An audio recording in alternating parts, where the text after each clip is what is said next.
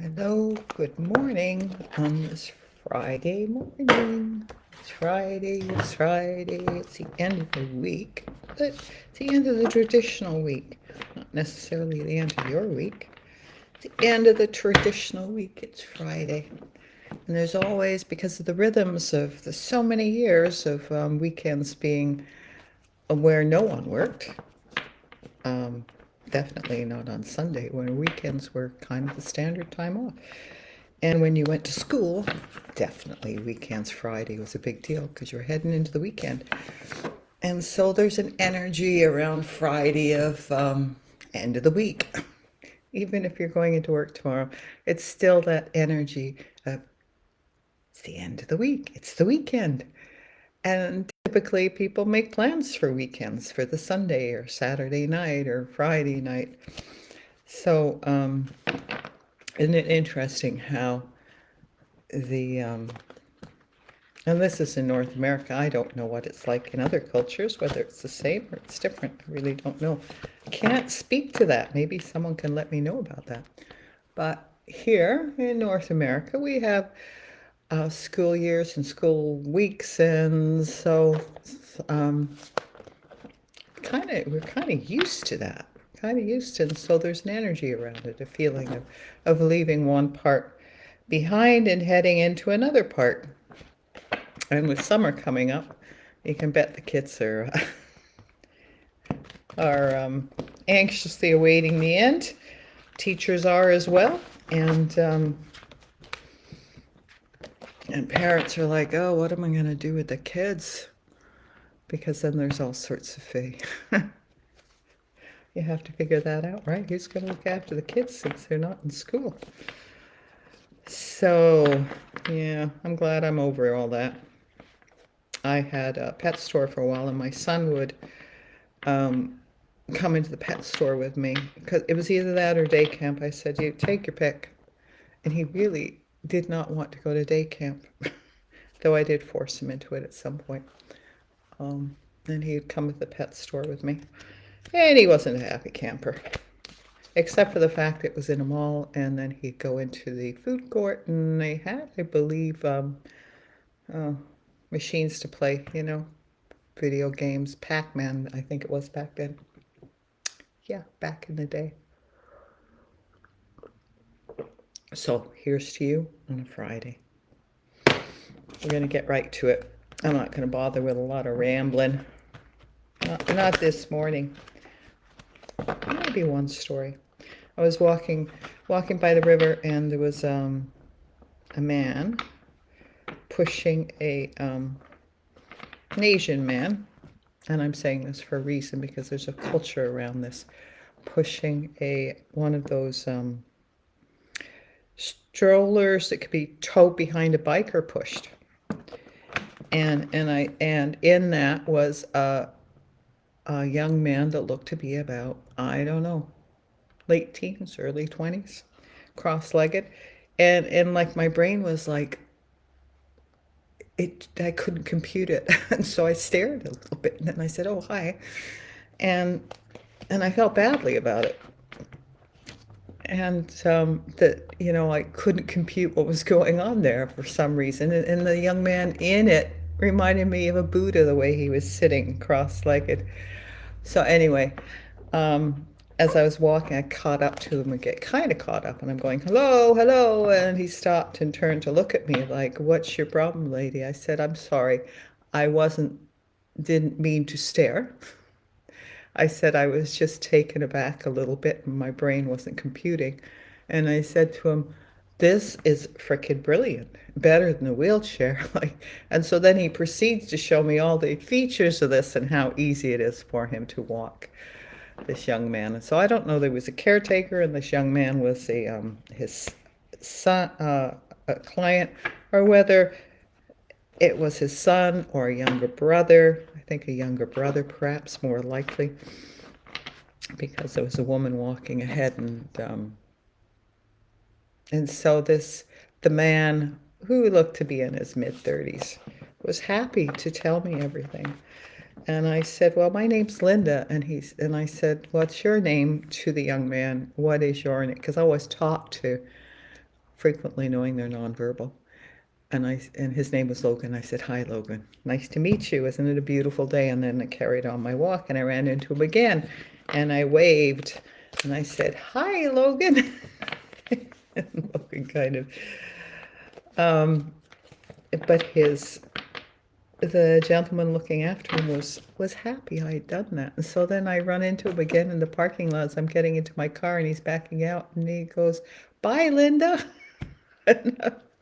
So you think that, that those are the differences that we make. Those are the differences we make. And in a culture, we have a lot of, we have people, immigrants that come into Canada because they have children that, if they have the money and they can immigrate here, they have children that will not be dismissed so easily in Canada, who need perhaps the health care, that aren't shunned or having to be put away, because that's what happens. In other cultures, they're ashamed to have these young people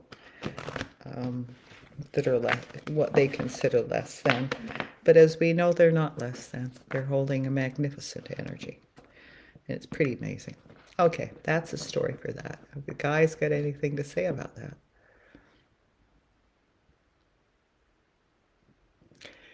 And they did. It just reiterating for me is that speak to them, acknowledge them, even, and they're saying even acknowledge them first over the caretaker or the parent, just because they frequently get overlooked, right? They frequently get overlooked all the time. So don't overlook them. Say hi. Nice to see you. Nice to meet you. Lovely day. Whatever. Doesn't have to be a big story like the story I'm telling. Okay, so my sweets, my lovelies, my magnificent beings of love and light, period. Why can't I remember that? So here we go. Friday. We need 2 cards, I'm hearing. 2 cards. 2. 1. There. Okay.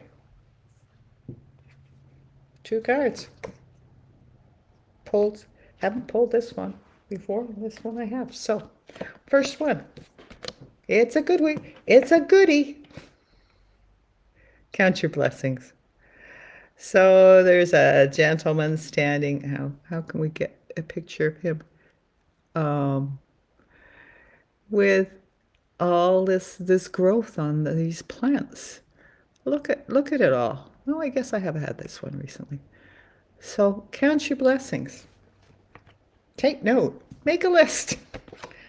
Make a list of 1 to 5, 1 to 10. See how many you can get. And get silly about it. The smallest blessings, count them until you realize the fullness that is your life, right? Even the things that you think don't matter. Well, that's not a blessing. Yeah, it is. It's a blessing to have a roof over your head and food in your refrigerator. It's a blessing to have family. It's a blessing to have a pet in your life. Even things that irritate you right now, if you really look at it, they're a blessing, right? They're a nudge to help you remember who you really are. So you can take that nudge or not. It's up to you. I'm leaving it simple. Count your blessings. Count the sunny day. That's a beautiful sunny day out there today in Pacific Northwest. And I have my crystals around me, and my plants are flowering in the garden in my patio. So I'm counting my blessings, and the house is quiet. Live from your spirit is the second card. So the spirit, he's on a tightrope, and he's blindfolded, and he's got doves around him. Doves, the messengers of peace and love. He's blindfolded, walking a tightrope because he's living from his spirit. He's trusting that. And he's kind of feeling his way along. Brave, man. That's what we are. We're brave. Brave beings landed on planet Earth. Yes, I want in. Are you sure? There's believe in this or not, but I believe that there's a lot of chatter about it, a lot of conversation, a lot of advice, a lot of council coming together. Just, are you ready for this? Is this where you want to be? Is this what you want to do? Um, we're not just willy-nilly sent down here, right? We aren't. So we're trusting the spirit knows this. The spirit may not we consciously don't remember it, but our spirit knows, and our spirit is trust. So we trust the spirit. We trust that. Oh, thank you. So I just read a Facebook post, and someone wanted to rent a house down in Crescent Beach, and it felt off to him. He'd gone through an agent, and then it came to the deposit. Felt off, and he's like, what's going on? Like, I don't know why it feels off. Like, I commented, trust your gut, trust your spirit. Your spirit may not be about the deposit and the money, may not be any of that, because he thought maybe he was being scammed. I think his spirit was saying, no, not this one, not here, not now. Whatever it is, could have been one of those or all three of them. So live from your spirit. Your spirit knows. Your spirit knows, and it will do everything it can to get through to you through gut instinct, through things not working out, through getting stuck in traffic, so that you're missing an accident further up. We don't know all the ins and outs of it. That's what makes it pretty cool. So if you can live from your spirit, trust in that, count your blessings, you're going to have a fantastic weekend. Why not? Why not? Have a great weekend, guys. So that is all. And that's all I'm doing today. 12 minutes. Wow, aren't you lucky? I stopped right now. So cheers to you, to a wonderful weekend, a good Friday. And I hope your weekend includes all your friends and all your favorite things to do, or some of their friends and some of your favorite things to do. Okay. Love you. Much love. Bye-bye.